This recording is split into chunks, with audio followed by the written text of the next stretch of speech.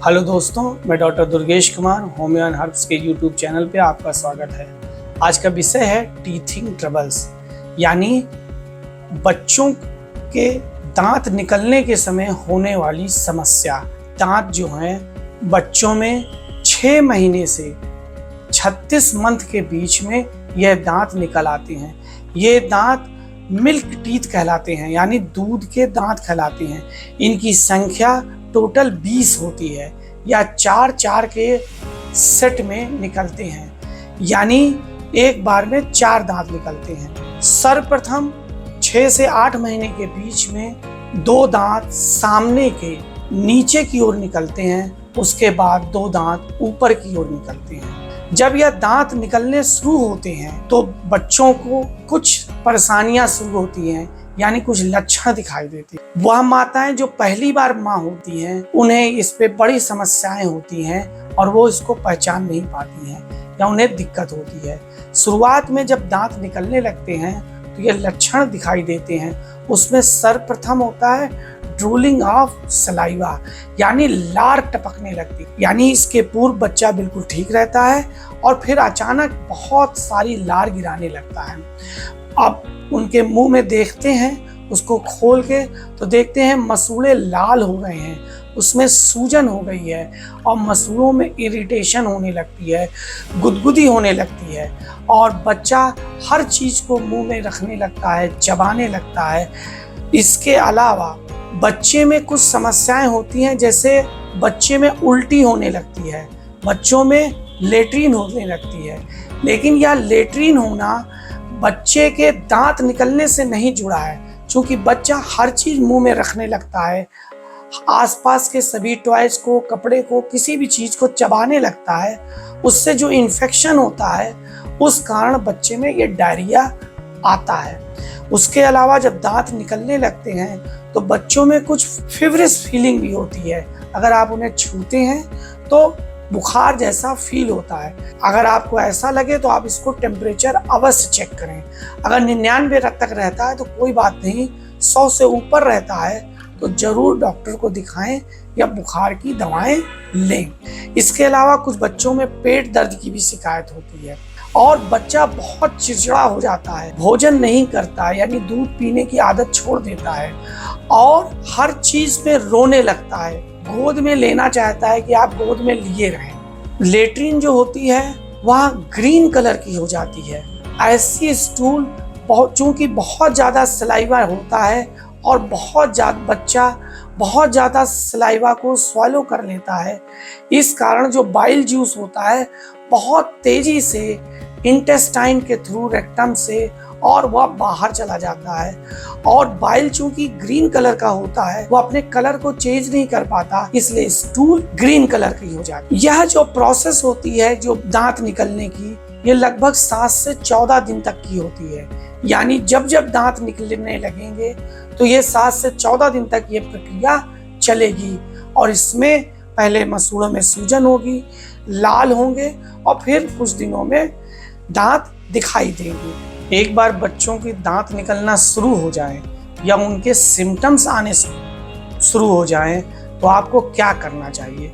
सर्वप्रथम हाइजीन का ध्यान रखना चाहिए, यानी जो बच्चा जिन चीज़ों का इस्तेमाल करता है, जो कपड़े, आसपास के उनके खिलौने और टीथर, उसके अलावा जो लोग बच्चों के पास जाते हैं उन्हें भी अपने हाथ की सफाई का ध्यान रखना चाहिए।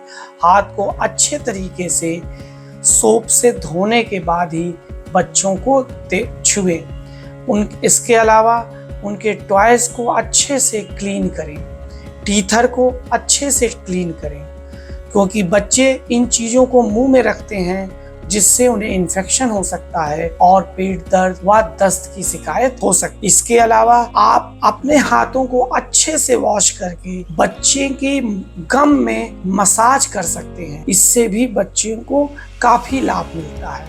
इसके अलावा अगर आप सॉफ्ट कॉटन के कपड़े लें, उसे थोड़े से ठंडे पानी में भिगो लें और उससे मसूड़ों की मालिश करें, बच्चे को काफ़ी आराम मिलता है।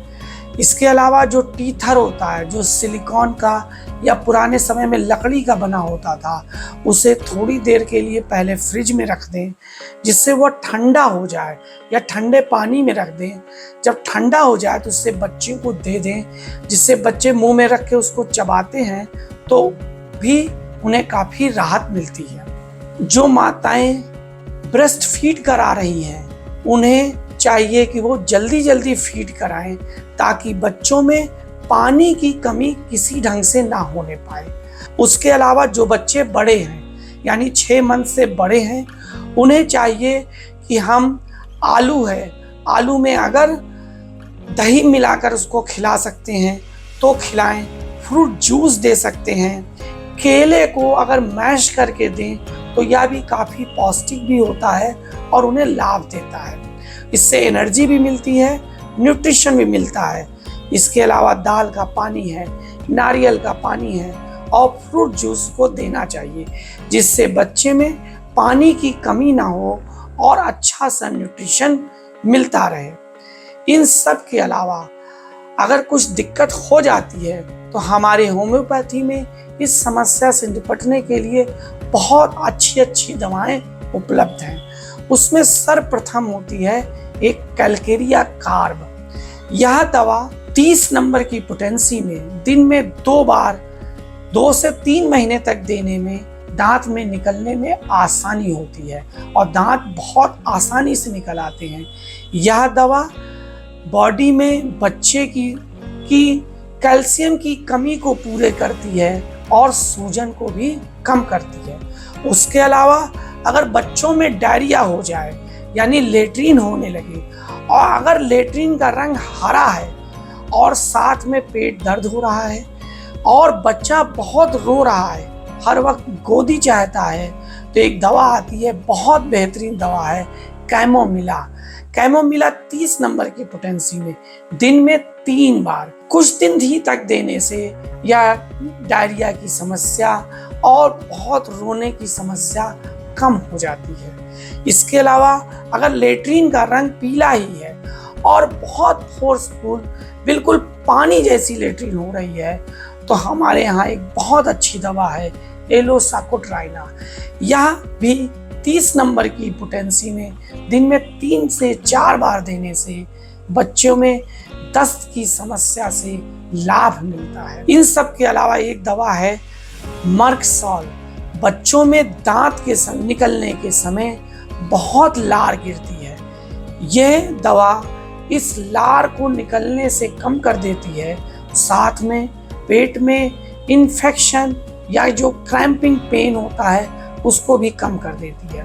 तो मर्कसॉल 30 नंबर की पोटेंसी में दिन में 3 बार देने से काफ़ी लाभ मिलता है। इसके अलावा हमारे होम्योपैथी में एक बहुत बेहतरीन दवा होती है जो एक तरह से टीथिंग ट्रबल्स के लिए रामबाण होती है, या यूं कहें कि होम्योपैथी में टीथिंग ट्रबल्स की पर्याय के रूप में यह दवा इस्तेमाल होती है।